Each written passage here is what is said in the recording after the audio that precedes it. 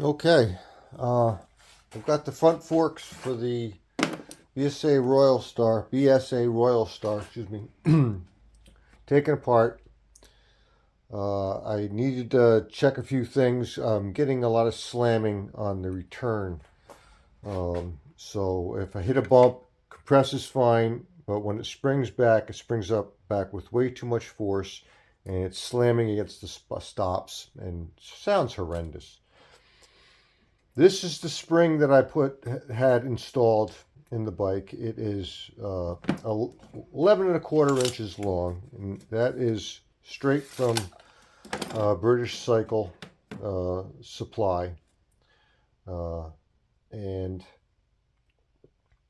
I used that to replace the original, which I thought somebody had cut down, and probably has, to that's 9 3/4.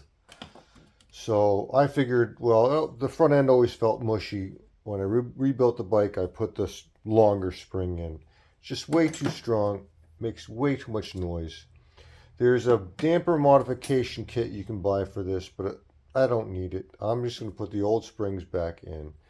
And I'm going to continue showing you how I put the fork in kind of backwards, the way I did it last time, because I lost the tool I made to draw it up into the yoke.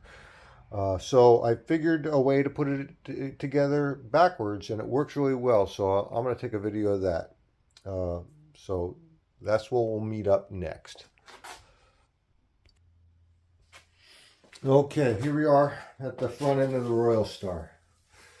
I've got one fork leg already installed, and normally what you do, I had a tool made up. So at the top of the fork, you have this threaded fitting. It's supposed to go all the way up in there. Well, when this is all together with the fork leg on it, you can't push up on it well enough to get it in that tube without it collapsing down, and you don't have control of it. So there's a tool that you have, or you could take a wooden dowel and put some tape on it, make it thick enough, screw it in there, try to draw it up like that. I was having no success. It's a pain. But I did find if you take the fork leg apart, okay, now we can easily get this all the way up there and started. And that's the hard part. We'll still have to struggle to compress the spring and get the lower fork leg on there. But the spring will actually be working for you when you go to thread it on instead of against you. It really is the much better option to do it this way. So I think this is the way I'm always going to do it. So this is our keeper bolt. Should have started this earlier.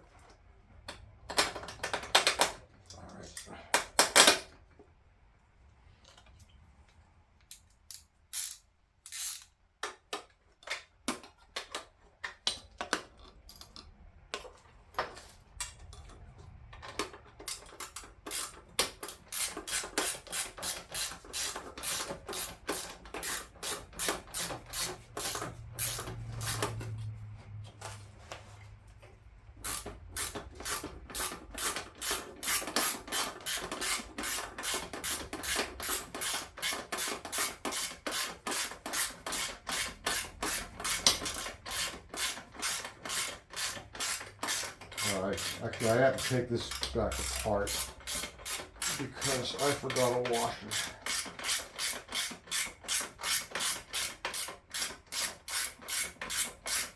I can still put this bolt in. I'm getting there.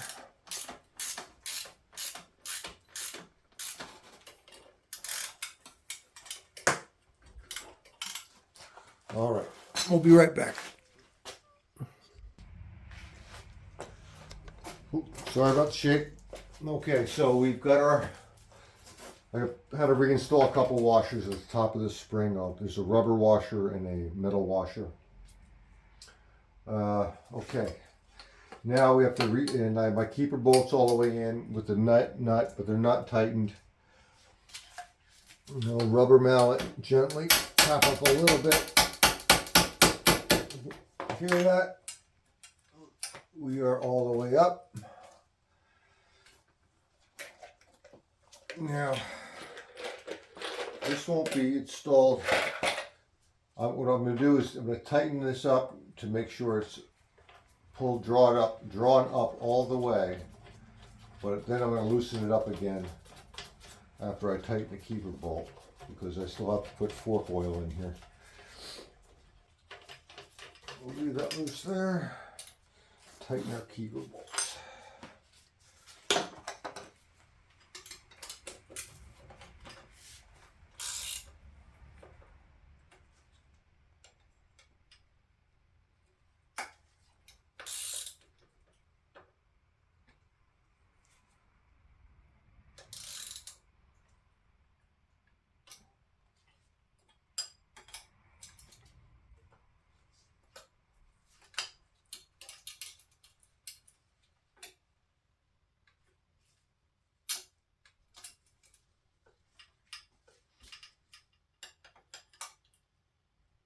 I've got the wrong wrench. That's why I'm struggling.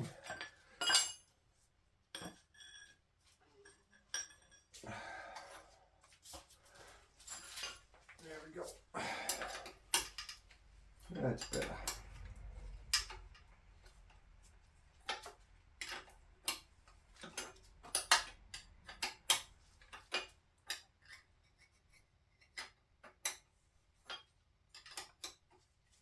I can't wait to ride this without that clanging noise. The strange thing is that just about every improvement, everything I tried to change about this bike, I've reverted back to original, because original worked better. Original exhaust, original mufflers work better. Everything works better. Original jetting. I shouldn't have messed with any of it. Okay, let me get that's all tight. Let me, this is loose here, but that's fine. We're going to put some oil in there later. Rubber boot.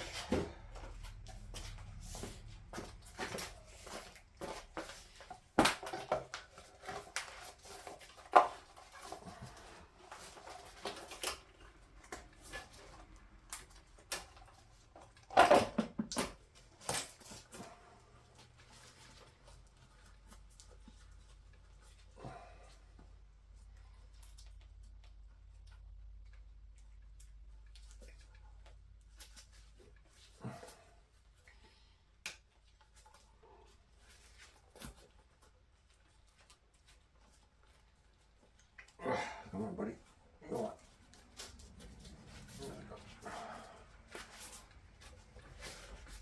Okay. So now we need the fork leg, which is right here.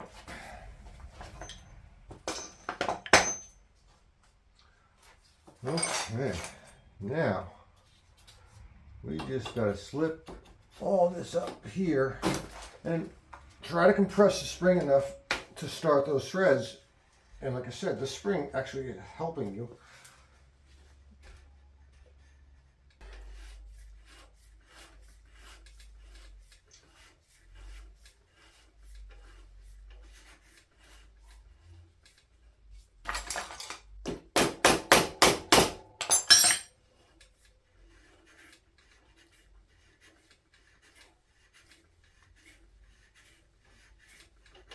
All right. That was so much easier than trying to draw it up with a broom handle. It just worked great. So I'm not complaining about that at all. All right. I also have this neat little homemade tool. This is my spanner for tightening these caps. Right. It's a stainless steel pipe fitting with two basically set screws. Okay, these have dimples 180 degrees apart, but to get it up there, I have to get it around these protrusions for the mounts. So I had to put a slot in it, and it's got to go around like that, and around like that, and then up like that, and then you got to find those those dents with my nipples. All right, let's do that.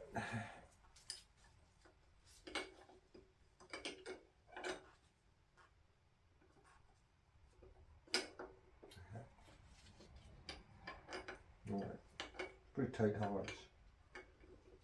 There it is. So once I find the hole, just finger tight.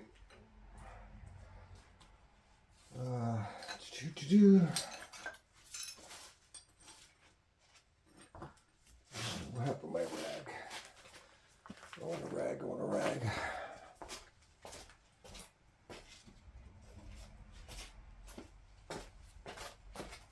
Okay, we got that. I get a wrench on this bracket. Hold that. Big pair of channel locks. Now,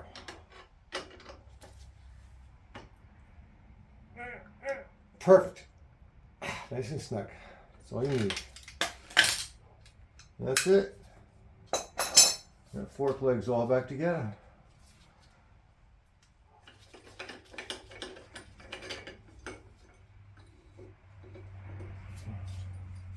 I hope they are quieter.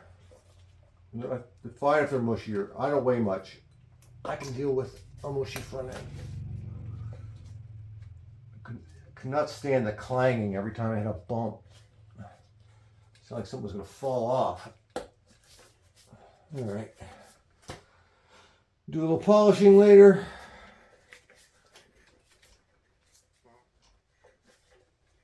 Put the mud guard back on. I want to do some double checking on the brakes, but that's it. That's fork installation, a 1969 BSA Royal Star 500. Couldn't be simpler than that. Just needs fork oil and complete the assembly. We'll see you next time down in Dave's Garage.